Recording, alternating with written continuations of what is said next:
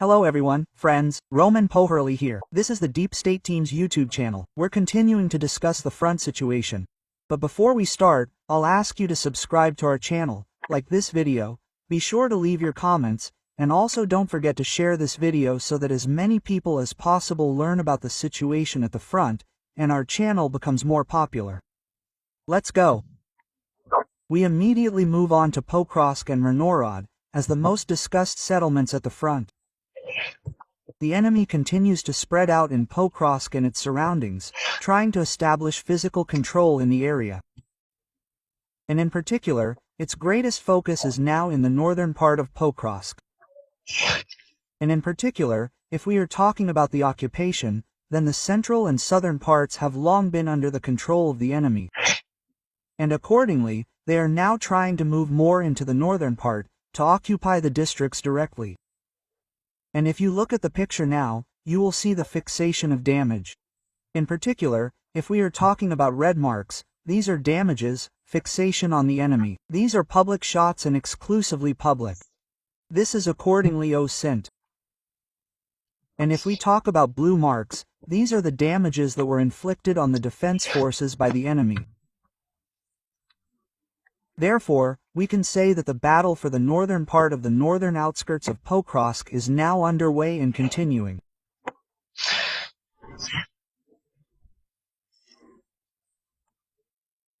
We're hearing a lot about sweeps, yeah, but these sweeps, well, in fact, they don't really matter now. We've stressed this repeatedly. These sweeps don't carry much weight, because, sadly, the enemy can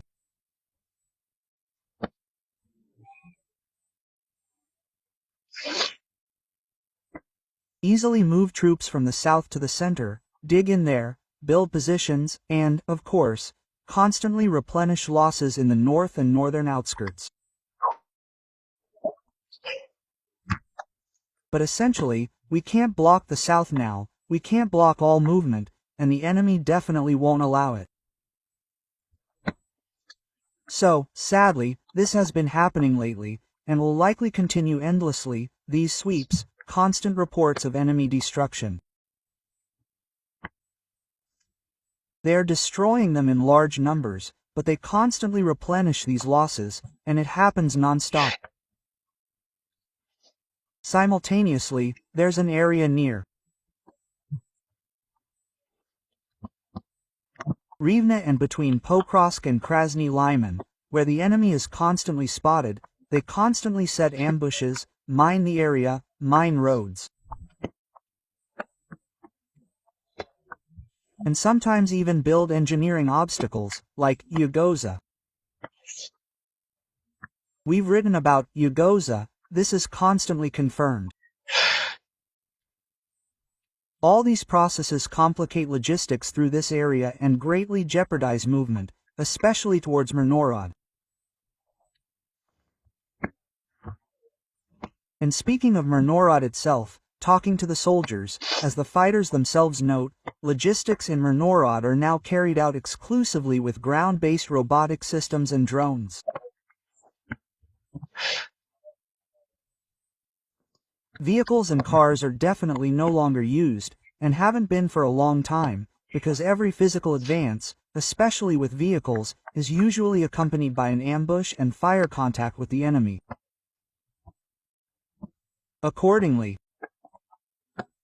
there were attempts, yes, to change the rotation of a small group, to carry out a replacement of personnel, but as soon as they started to advance, they came under fire and were forced to return to their positions, because moving and advancing is, well, impossible. In the picture, you can now see certain enemy fixations precisely in this isthmus and in the Rivne area, and between Rodinsky and Krasny Lyman to Pokrovsk. And they crawl out like that, appearing periodically very often in all these different points. And accordingly, any movement there through the landings, along the roads, becomes dangerous. What the soldiers emphasize first of all now, what is demanded of them, those in Pokrovsk, those in Mirnorod, they are required to additionally hold this isthmus, although their resources as a whole are at the limit. Because, if we talk about Mirnorod, then the city is now being attacked literally from all sides, from Krasny Lyman, from Novokonomikny, from Kozatsky, from Proman. They are especially trying to move into the southern part. Fixations already exist. They are fixed there in the central part as well, but these are one-time events. That is, we do not react to all these moments with designations, because there they are either taken prisoner or simply destroyed. And there's even footage out there, from the Marines, of them in combat. But the point is, all resources are focused on repelling these attacks, these assaults, the pressure's really coming from all sides. But holding the isthmus takes extra effort. So it'd be logical, as they stress, to send a separate unit there to hold it and ease logistics, rotations, and so on. But that's not happening now.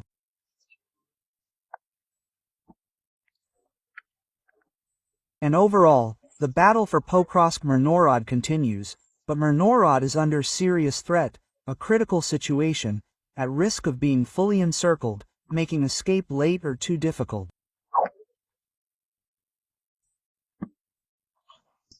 Also, let's talk stats. We posted on our Telegram, as we do monthly. In November, the enemy occupied 505 square kilometers of our land. Almost double September, double October. The biggest land grab this fall. Another tough month for our troops. The enemy keeps trying to storm, to pressure, and exploit any gains they make in these assaults.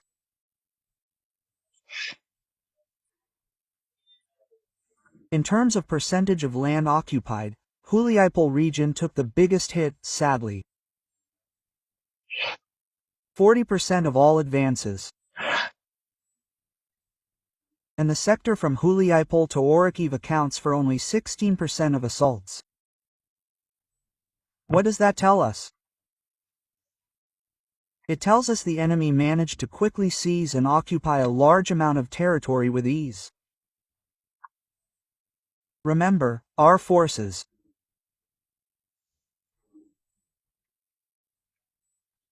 were forced to retreat from 5 settlements at once. And the enemy exploited these issues, exploited weaknesses, and keeps pushing directly on Huliaipol.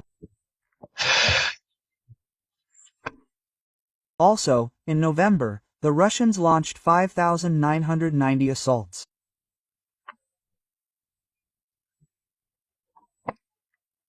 Since last November, only last December was higher, and this year, it's the highest number of assaults. What else does this tell us? Well, we see the enemy using a huge number of infantry, but while they used to move in larger groups with lots of equipment, they've changed tactics. It's been in use for a while, and you all know it. Breaking into small groups. 2 people, maybe 1 soldier, or 4 or 5, trying to carry out these attacks. They have different goals. Some try to dislodge our soldiers from their positions and then occupy them with these infantry groups. Some try to plant a flag or just get behind our lines to carry out reconnaissance or sabotage.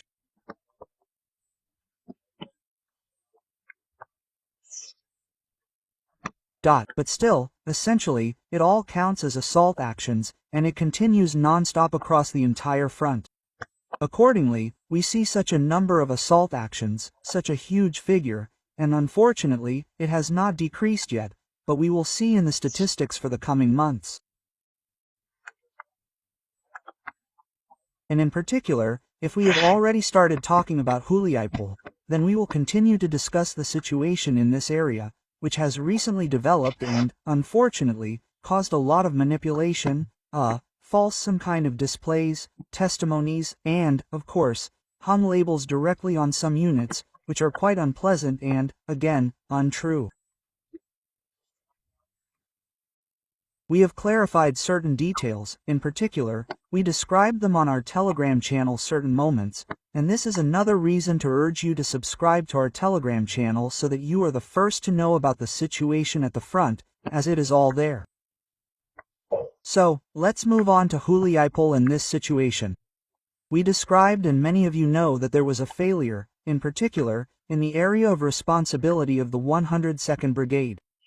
But we will not start with this. Let's start with the fact that initially the defense forces had to, as we have already noted, withdraw from the Uspennivka, Rivnopilia area.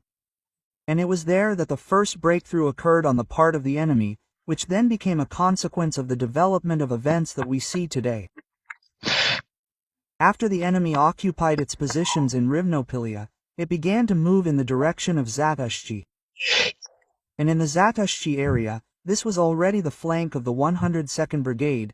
They were not ready for such a breakthrough. That also raises some questions. Being in that area for so long, just not anticipating all these developments. And in particular, there are questions about defense preparations, but those are for the command. I hope these questions will be asked during the investigations and clarifications. However, 102nd also found itself in a very unpleasant situation, because they were holding the line, they were trying to fight the enemy. The pressure increased. And the pressure increased because the enemy understood the situation on our side near Huliaipol. They understood that they needed to increase the number of infantry. This was heard, in particular, in intercepts. And accordingly, they, were literally coming from all sides. That's the situation around the 102nd Brigade. The 102nd Brigade lost communication with command, specifically the soldiers. And here the question, again, is for the command. That communication was not established either with adjacent units or directly with the soldiers in their positions with their units. The command, the operational command, seeing that the situation in Huliaipol is deteriorating, pulls up additional resources. In particular, the 225th, the now well-known separate assault regiment, arrives there. Other units that we haven't named, don't name, and won't name, because the enemy doesn't know about them yet. This is the safety of the soldiers. And here it's not about who was named and who wasn't. But we are talking directly about what could threaten the defense that is now trying to be built. So everyone will find out in time. But as of today, that's the situation. So, first, we're talking about the 225th, now known to all. And then this happens, communication breaks down. The unit commander of the soldiers who started to leave, he had no contact with them. He removed himself from leading and commanding his own soldiers. And they're in chaos, not understanding what's happening. Sadly, the weather didn't help, it was just all fog and rain. They started to leave, and everyone knows about 2 companies left. And then there was an incident, the first contacts, the first exits, there was friendly fire, and the soldiers didn't understand what was happening, who was leaving, who was staying, where anyone was, because by then the enemy was breaking through to Huliaipol, into the rear of our units, our positions, and they were catching them, spotting them, and killing them behind the lines that had been set up. And while newly arrived units were building a new line of defense to hold back the enemy, a large number of soldiers came out to them, our soldiers, who realized there was chaos and disorder there. There was friendly fire, but today we managed to restore communication, we managed to contain the situation in that regard. And already, yes, some in society started labeling them as grenade throwers, being shot, forced to return and restore positions, but nevertheless these soldiers, about 2 companies, they left, no one shot them, and now they're okay. Of course, everything is being clarified, but the point is that all these labels were unfounded. So now they're all, let's say, in one area, in one location, both the 225th and 102nd, other units together, holding this defense, trying to build that same line of defense and not let the enemy through. And finally, let's say, the situation in Huliaipol is not the best. Unfortunately, they are trying to build this defense, to set up positions, to close some gaps. However, the enemy still manages to enter the eastern and northeastern outskirts of Huliaipol. They are fixing themselves there in quite large numbers and, accordingly, the situation is deteriorating. Plus, they are simply leveling Huliaipol to the ground, using aerial bombs, using other means of destruction. So now in Huliaipol, well, the situation is not the best. However, they are trying with all their might to stabilize it now. So we will follow these events and, accordingly, inform you.